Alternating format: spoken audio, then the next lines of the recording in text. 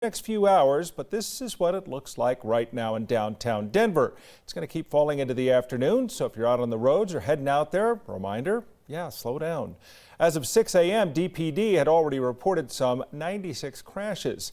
We have team coverage out there on the storm. Noel Brennan live at Brighton and 31st up in Rhino. Matt Renew along I-70 between Silverthorne and Frisco. And Mark Salinger live up north in Platteville. We start there with a look at conditions. And Mark, you've been out there a while. How's it going up there?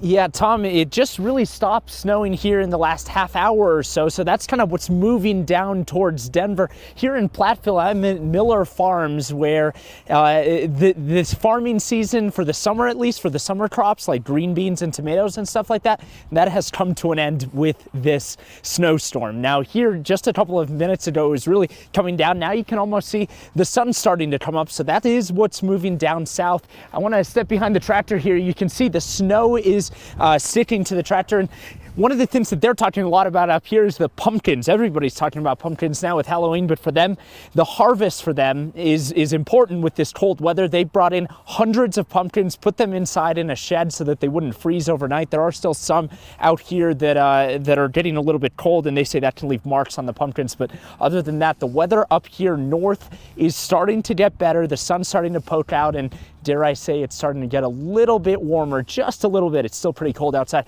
I want to send it over now to Matt Renew, who's up in the mountains. Matt, what's it like up there?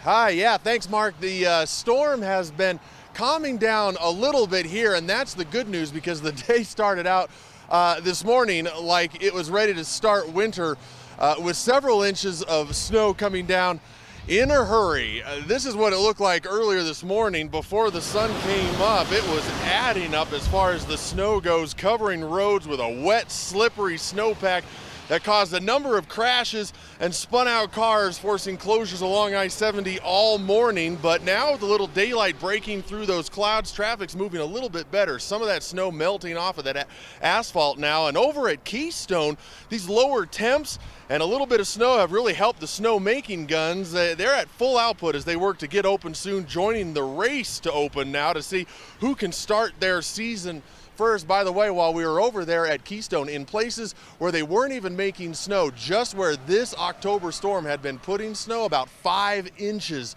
of snow had come down in many of those places. So Tom and Becky, we're talking about Loveland, A-Basin, and Keystone racing, and I think they're going to get a lot of help from this storm as they try to get those runs open and start their seasons hopefully pretty soon. Yeah, and they'll probably all get an even dose of help, so it'll still be a race up to them, see how they get to whoever gets to open first. Thanks, Matt. Becky with me now. We've been talking about this cold snap, this storm for a week now. Yep. It hit right on time. Now I want to know when it's leaving. Give it another hour, 2 hours, and then for the Denver metro area, it'll be out of here. It is moving towards the south and southeast. We saw up near Mark Salinger, a lot of that snow coming to an end. The tail end of that line really around and just south of Firestone. It's getting awfully close to the Denver metro area. We now have light snow, the heavier indicated by the darker blue colors on your screen, south and east of the city. This is going to be places just outside of Centennial, down near Parker, Castle Pines, the Pinery, Aurora. You guys are still seeing moderate to heavy snow. The snow totals that have come in reported as late as 10:52 near Aspen Park, where 4.2 inches of snow on the ground there. Around Highlands Ranch, about 2, 3.5 on the west side there around Arvada and Fort Collins, who is done with the snow. 2 inches of snow there by 10 a.m. Now some of the heavier bands, not only south and east of Denver, but also out on our eastern plains and approaching Lyman. Up north near Fort Collins, they too are seeing a little bit of blue, but as long as we're still seeing those bands around Denver, our visibility is going to remain on the low side. Winter weather advisories go until midnight for our friends across our northern and central mountains. So for folks like Matt Renew, this is going to be lasting for a little while longer, while here in Denver, that advisory will expire at 3 p.m. We're going to be talking a little bit more about the snow, time it more out in more detail for you coming up, but also we need to look at traffic because this morning it was a mess. Now, volume has gotten much lighter, considerably so. So that's good news for the roads. However, what we do want is for those cars to stay out there because that's going to help to dry the roads out through the afternoon. No major accidents are showing up there on your traffic map. Some of the slowest speeds around the Mousetrap, but also on that southeast side, we're Some of the snow is a little bit heavier, so that's going to cover 225 and then I-25 through the tech center. That's where we are seeing some of our slowest speeds. As long as we can get those roads dry tonight, then we won't have very many icy spots tomorrow morning. But any wet spots on the roads and overnight lows in the teens means tomorrow morning's drive could be just as bad. Yeah, bitterly cold weather is going to stick around for a few hours, but then we really warm up for the weekend. We get back to fall. 60s and 70s back before you know it. Well done, Becky. Yeah, you're well welcome. done. I try. We'll talk to you more about it in just a couple minutes. Okay. Thanks. Well, as we talked about at the top of the show, a Denver jury has returned a not guilty verdict in the murder trial of Uber driver Michael Hancock after deliberating for just over a day. Less than an hour ago, the 12-member jury returned that verdict. Not guilty of first-degree murder in the killing of Yoon Kim in an Uber last year. Kim got into Hancock's Uber on June 1st last year, but why he ended up shot 6 times by Hancock was at issue throughout the trial. Hancock claimed that he fired in self-defense.